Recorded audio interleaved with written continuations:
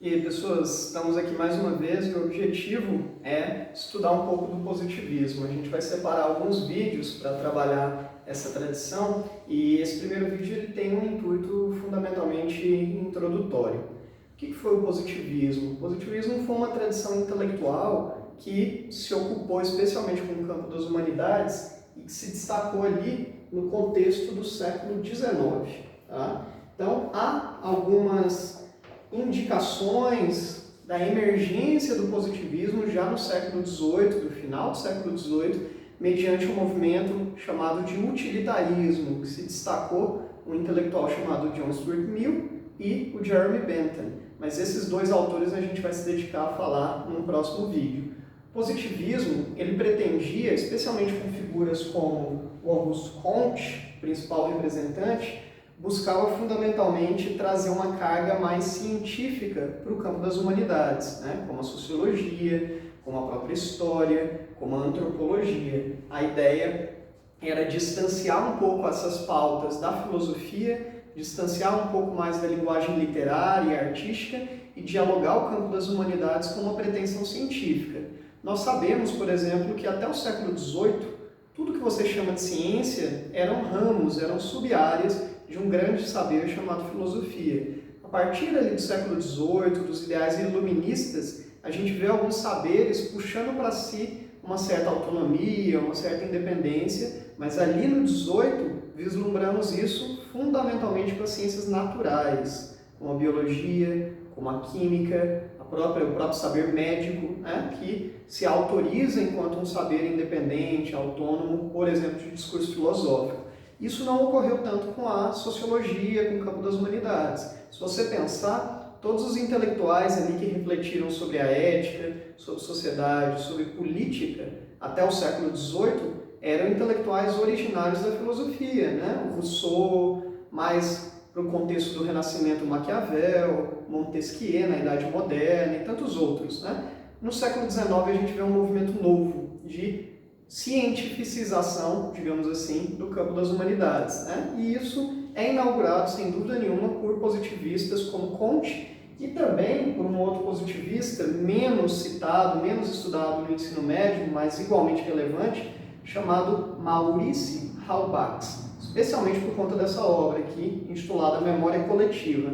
Esses caras representam esse movimento de emergência das ciências humanas, né?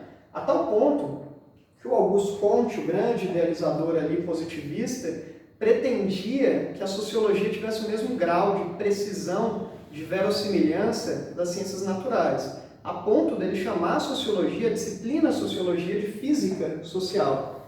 Ele queria que a capacidade, por exemplo, de um sociólogo diagnosticar anomias sociais, todo tipo de ausência de sistematização de normas e regras da sociedade, que o potencial de diagnóstico dele fosse igual de um cientista da natureza sobre o seu objeto de estudo. Ou seja, ele deveria buscar caminhos como uma espécie de braço de apoio do Estado para diminuir tudo que causa transtorno social, né? Criminalidade, consumo de drogas, mortalidade, um controle de natalidade, uma compreensão da logística de bairros, da organização das cidades e por aí vai, né? Então, inicialmente, a sociologia, mais do que um campo para abstrações, era um campo de saber, mas que inicialmente atendia uma finalidade prática, mais pragmática, de transformação e melhoria social, né? Nesse sentido, figuras como Comte e todos os positivistas pretendiam que esta nova área, a ciência humana, ela pudesse ter um diálogo muito interno, muito profícuo com as ciências naturais.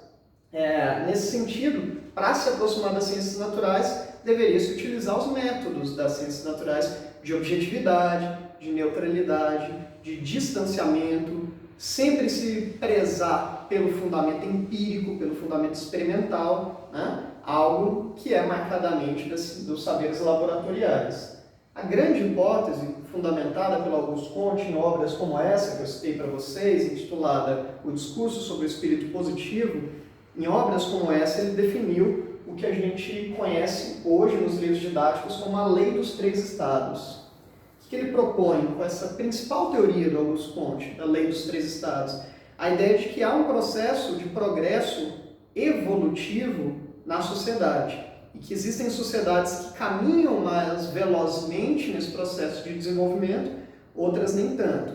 E os desenvolvimentos de uma sociedade, segundo ele, são baseados em 3 escalonamentos. No primeiro estado, ou estágio, que seria o estado teológico, que seria o quê? Fundamentalmente uma organização social onde uma dada comunidade ela tome o discurso religioso como acima de tudo de todos, né? E esse tipo de discurso para ele estaria ali num núcleo ainda muito primitivo em termos de desenvolvimento social, como se a religião fosse, ou qualquer narrativa transcendente de matriz divina ou sacra, estivesse acima de toda ordem de saber, toda manifestação de saber. Seria um primeiro estágio. A ideia dele é que, com o tempo, as sociedades se organizariam a tal ponto de atingir o que ele chamou de estado metafísico. O estado metafísico é a capacidade que uma sociedade passa a se construir de buscar compreender os processos da vida e da natureza sem ter que necessariamente atribuir a algum fenômeno divino, a algum fenômeno transcendente. Por vezes ainda era metafísico, abstrato, filosófico, mas é uma atividade humana de compreensão do mundo, uma atividade humana de compreensão social. Portanto, seria um estado mais avançado que o anterior. E o objetivo da sociologia positivista era nos levar a um terceiro estado, que é o que ele chamou de estado positivo, que seria o apogeu, a maturação de uma comunidade, de uma sociedade, que é fundamentalmente ser regido pela ciência, entender o discurso científico como o mais importante, como o guia central de toda a produção do conhecimento. É claro que há algo de muito valioso nisso, mas há algo também de muito perigoso nisso. Qual é o perigo? É o que eu assinalei aqui na primeira linha, uma espécie de divinização da ciência. Muitos críticos da época levantaram essa hipótese, ainda no século XIX, como, por exemplo, o filósofo Friedrich Nietzsche. O Nietzsche afirmava que esse excesso de crença na ciência estaria apenas substituindo a ideia de Deus, né? Onde, na tradição medieva, este Deus era aquele bíblico cristão, e na tradição positivista há um novo Deus, um Deus chamado ciência, né? Ele diz isso, Nietzsche, especialmente num livro chamado Considerações Intempestivas, ou Considerações Extemporâneas, dependendo da tradução que você for buscar, portuguesa ou tradução feita aqui no Brasil. Pois bem, quando eu digo tradução portuguesa é de Portugal, né? Do português de Portugal.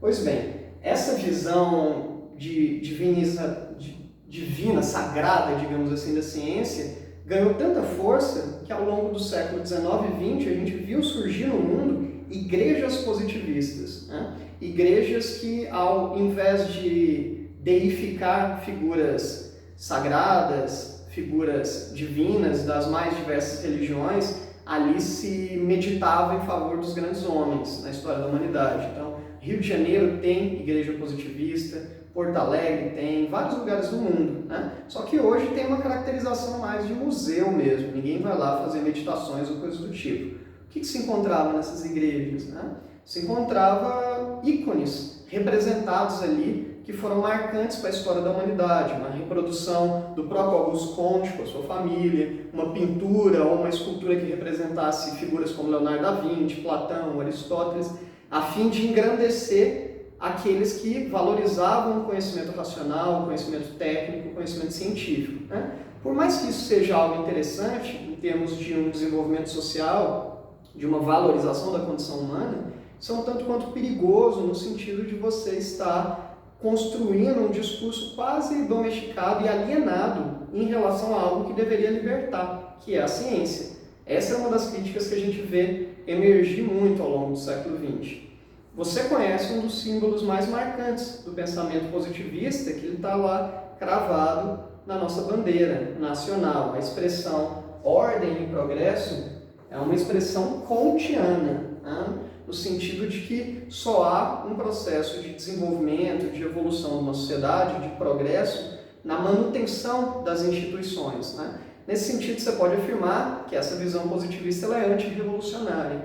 Ela compreende que grandes processos de rupturas traz desordem e por isso traz atraso. A ideia de progresso dos positivistas está associada à constante manutenção e ajuste das instituições a fim de que linearmente, de forma ascendente, a sociedade progrida, né?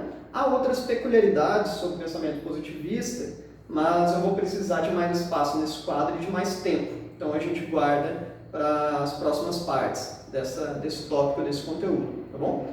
Tchau, tchau para vocês.